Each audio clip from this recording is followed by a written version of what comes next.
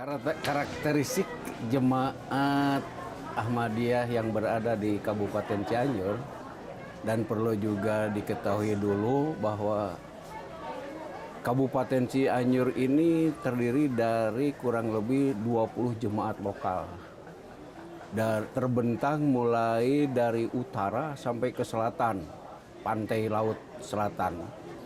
Dan karakteristiknya adalah petani. Nah, kemudian di dalam gaya hidup, terutama dalam kejemaatan itu sifatnya sami'na wa ata'na. Dia selalu taat dan tidak banyak macam-macam. Nah, ini karakteristik utama sesuai dengan kemungkinan lingkungan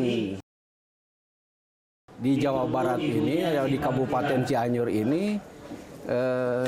Suasananya adalah dengan udara yang enak gitu, segar dan menyenangkan.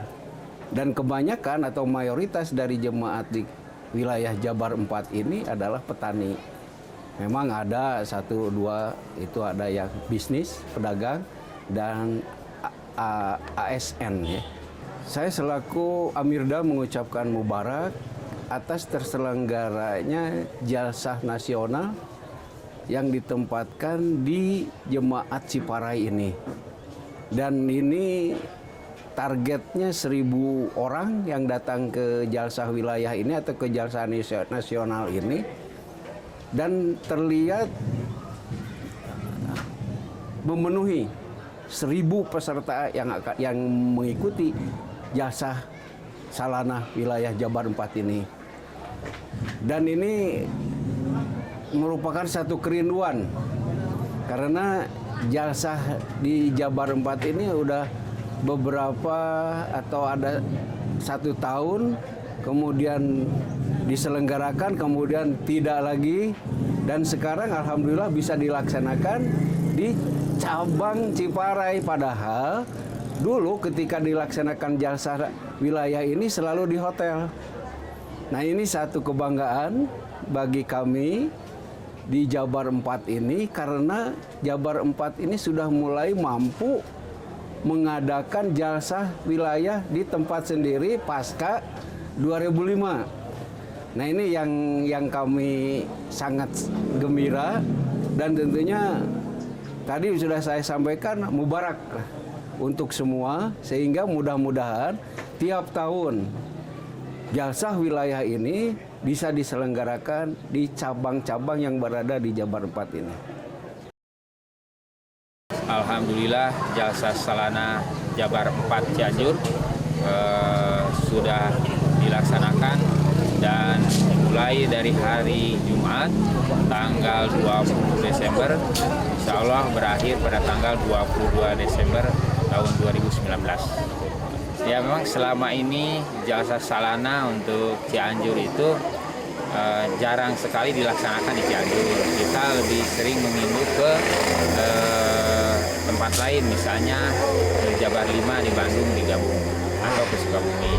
Nah, sehingga kita berkeinginan untuk menyelenggarakan sendiri, maksudnya agar peserta lebih banyak hadir. Ciparai mungkin salah satu jemaat yang memiliki lahan cukup luas, ya bisa untuk menampung jumlah peserta yang banyak. Yang kedua, bahwa Ciparai itu sudah beberapa kali melaksanakan kegiatan tingkat wilayah, baik KPA ataupun istima di wilayah LI ataupun UDAT, dan berjalan dengan baik gitu. Yang hadir 985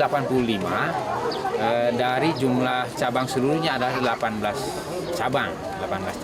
Dari wilayah lain yang saya lihat di pendaftaran itu ada dari Sukabumi, ada beberapa anggota yang dari di sini, walaupun tidak full dari awal gitu. Jumlah panitia itu 113 orang, dan itu semua kita rekrut dari jemaat-jemaat yang ada di Cianjur. Rasanya di Cianjur ya jalsah sekarang ini berasa seperti jasa-jasa kita dulu waktu di Parung. Karena kita buatkan gah, kalau selama ini kita melaksanakan jasa terutama yang setelah tidak bisa di Parung, itu biasanya di hotel atau di tempat-tempat kayak gor yang lokasinya ya di dalam lah. Kemudian kepanitiaan juga tidak seluruhnya dari kita gitu ya. Kalau misalnya di hotel kan kita hanya yang hadir saja lah ya, dan seksi acara gitu. Tapi di sini semuanya dari mulai awal persiapan, kita persiapannya selama 4 bulan gitu ya. Kita persiapkan sendiri, kemudian bangun gah sendiri, tidak sewa dan sebagainya. Itulah yang menjadi unik pelaksanaan jasa di Cianjur saat ini. Setelah ditetapkan Ciparai menjadi tuan rumah, lalu kita membentuk kepanitiaan ya, kita rekrut dari seluruh cabang yang ada di Cianjur, hampir keseluruhan lah cabang yang ada di Cianjur kita libatkan. Nah, kita persiapkan tempat, kita persiapkan tempat dulu yang paling awal, di mana bahwa kita mempunyai lahan yang tidak cukup untuk membangun gah untuk 1.000 orang. Nah, sehingga kita harus menguruk dulu tempat ya, dari pengurukan lahan yang tadinya kolam, kemudian ada anggota yang punya tanah untuk digali, kita minta tanahnya untuk diuruk ke kolam itu melibatkan anggota seluruhnya siang dan malam ya.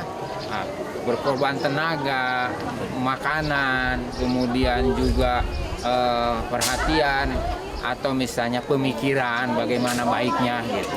Kita curahkan semuanya, dan itu melibatkan terutama jemaat yang ada di Cianjur Tengah. Cianjur Tengah ini adalah jemaat yang Ciparai, Neglasari, Cicakra, Panyairan, dan Baros. Satu lagi Datar Kupa. Kita libatkan untuk menguruk itu dulu lah gitu ya. Yang tadinya akan kita akan kita upayakan dengan menggunakan alat berat, tetapi kita ingin berpikir kembali, ingin melibatkan anggota lebih banyak, dan alhamdulillah ritual amalnya berhasil. Besar sekali itu, karena hampir 100% pengurugan itu dilakukan dengan tenaga Wikoryama. Perkumpulan kita sedang berkumpul sekarang ini di sini, itu tadi yang tadinya hanya di duniawi ya, memikirkan duniawi, kesana kesini cari duniawi, tetapi pada hari ini ya dari tanggal 20 sampai 22 kita berkumpul untuk meningkatkan, mengecas ya kerohanian kita ya, supaya apa yang diharapkan oleh Hazrat Masih Maud Salam ini, kita selama 3 hari di sini itu ya meningkatkan keimanan kita ya, keilmuan kita. Dan di dalam jalsa itu sendiri itu adalah di situ nampak saling mentarbiati ya, dengan adanya bercerita ya, saling menasehati, saling mentarbiati situ, dan disitulah timbul kecintaan kepada jemaat itu lebih kuat lagi sesama anggota jemaat yang ada di sini. Tema yang kita usung itu adalah kita tebarkan semangat Islam rahmatan lil alamin gitu. Kenapa kita mencoba mengangkat tema itu?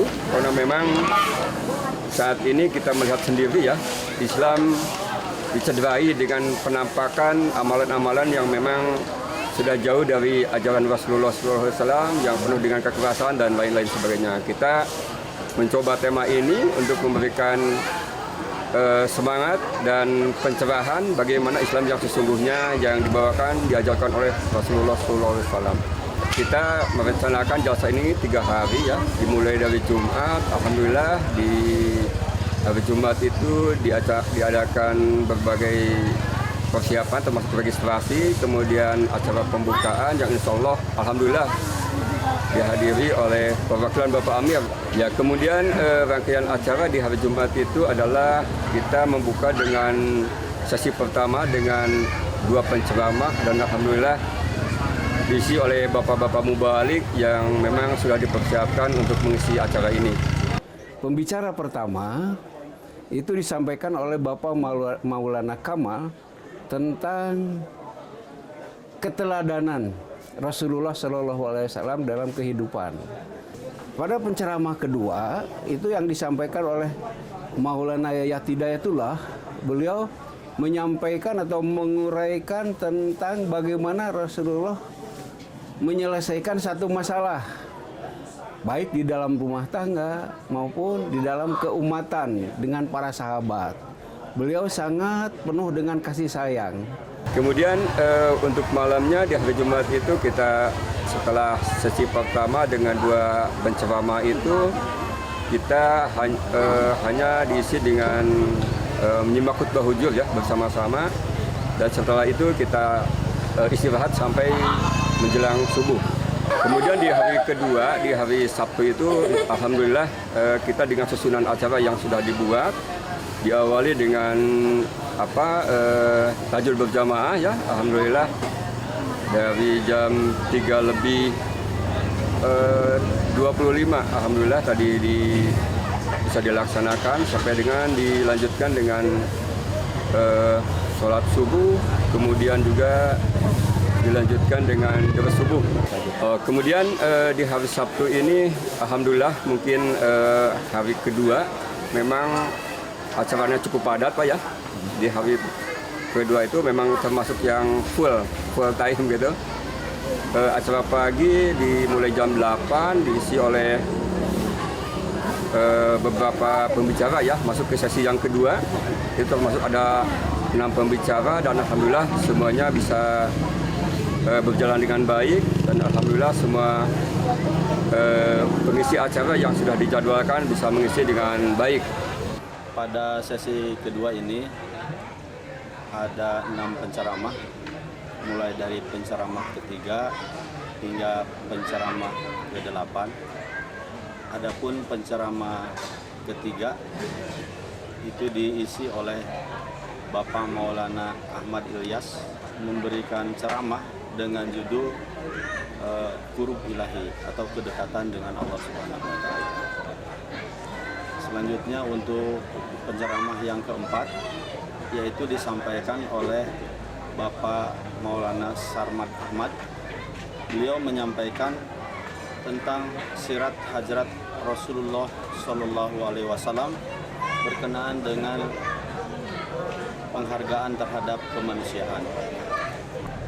Kemudian itu disampaikan oleh Bapak Maulana Ridwan Ibnu Lukman. Beliau menyampaikan ceramah yang berjudul pentingnya sholat 5 waktu, doa, istighfar, dan zikir ilahi. Untuk penceramah yang ke-6 itu disampaikan oleh Maulana Robiul Hakim. Beliau menyampaikan dengan judul ceramahnya keutamaan dan berkah canda. Untuk penceramah selanjutnya yaitu penceramah yang ke-7 yaitu disampaikan oleh Bapak Maulana Habib Ahmad Berlin. Beliau menyampaikan ceramah dengan judul kecintaan Hazrat Masih Maud alaihissalam kepada Al-Quran. Penceramah yang ke-8 yaitu disampaikan oleh Bapak Maulana Maksum Ahmad Sahid. Beliau berceramah dengan judul Ristanata dan Keberkatan. Untuk sesi ketiga, judul yang diceramahkan yaitu tentang keyakinan Hazrat Masih Maud alaihissalam terhadap pertolongan ilahi yang disampaikan oleh Maulana Basruddin. Dan ceramah yang berikutnya yaitu mengenai Da'i Ilallah yang disampaikan oleh Bapak Maulana Basuki Ahmad yang mewakili Bapak Raisul Tabligh. Kemudian setelah itu kita juga mengagendakan untuk apresiasi ya bagi anak-anak yang berprestasi. Jauh-jauh hari kita sudah menyampaikan informasi ke cabang-cabang dan alhamdulillah ada 26 anak yang mengajukan datanya untuk sebagai peserta anak yang berprestasi gitu Pak.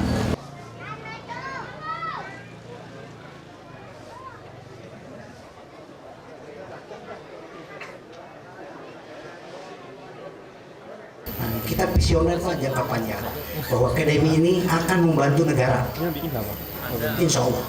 Kemudian agenda malamnya di hari yang kedua ini kita sudah mengagendakan 2 sesi acara ya, yaitu adalah yang pertama Teksau dari KDMI. Di sini kita mengambil tema sosialisasi donor mata untuk wilayah kita di Jabar 4 ini. dengan harapan mudah-mudahan dengan agenda ini kita bisa mensupport program KDMI, di mana pada saat ini juga kita insya Allah akan mengisi formulir langsung ya bagi anggota yang datang di jalsa ini.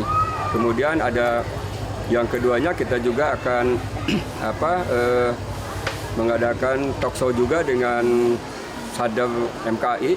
Insya Allah beliau akan hadir di sini memenuhi undangan kami sebagai usulan dari Hudam di wilayah kami supaya Pak Sadar bisa datang ke sini. Kemudian hari ketiga kita sebetulnya sudah menyusun agenda untuk sesi yang terakhir ya, sesi yang keempat insya Allah akan diisi dengan 2 pembicara. Salah satunya memang undangan dari pengurus pusat. Yang disampaikan oleh narasumber yang pertama yaitu dari Bapak Maksum, lalu narasumber yang kedua disampaikan tadi oleh Bapak Fazil Muhammad. Ini sangat luar biasa pematerinya, menjadi inspirasi dan motivasi bagi para peserta Jalsa Jabar 4 wilayah Cianjur.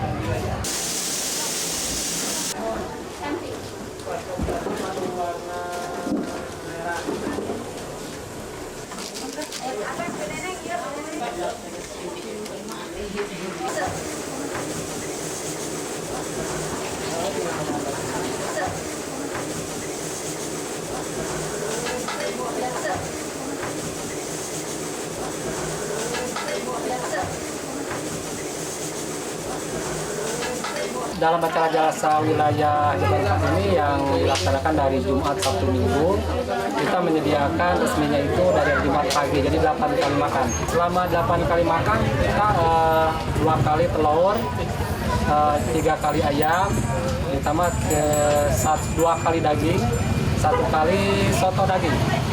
Untuk pembagian kerja atau tugas untuk mensukseskan Jalsa wilayah ini, kami di tim konsumsi kurang lebih sekitar hampir 35 orang, 20 orang di dapur untuk masak, Hudam dan RI kantor. Terus di bagian pelayanan ibu-ibu dan bapak-bapak dibagi 2. Cicatra. Mohon doa untuk anak-anak kami menjadi penikmat.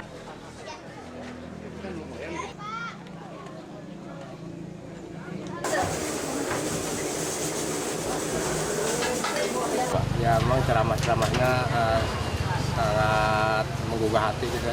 Semoga dalam Jalsa tahun-tahun ke depannya bisa mengikuti seluruh anggota, pesertanya lebih banyak lagi.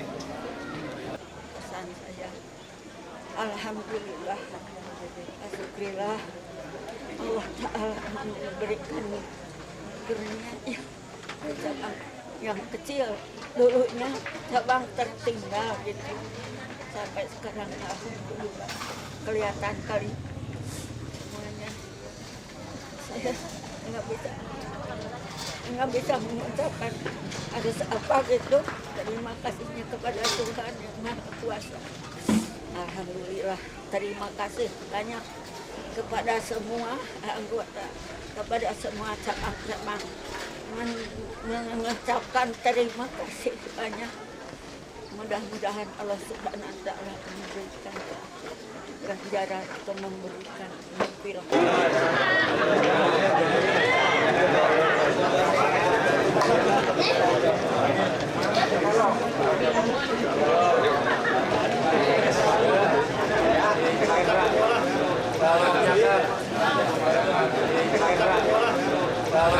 Mubarak kepada jemaat Indonesia wilayah Jabar 4 yang baru saja selesai melaksanakan Jalsa Salana Nasional di wilayah Jabar 4 yang bertempat di Jemaat Ciparai Cianjur. Dari Pak Amir Nasional, beliau titip salam kepada semuanya dan beliau berdoa semoga di masa depan Jemaat wilayah Jabar 4 ini juga dapat melaksanakan Jalsa Salana Nasional pada masa-masa yang akan datang. Dan beliau juga menghimbau agar seluruh apa yang telah didapatkan di dalam jasa ini menjadi suatu bekal buat kemajuan kita semua secara jasmani maupun rohani.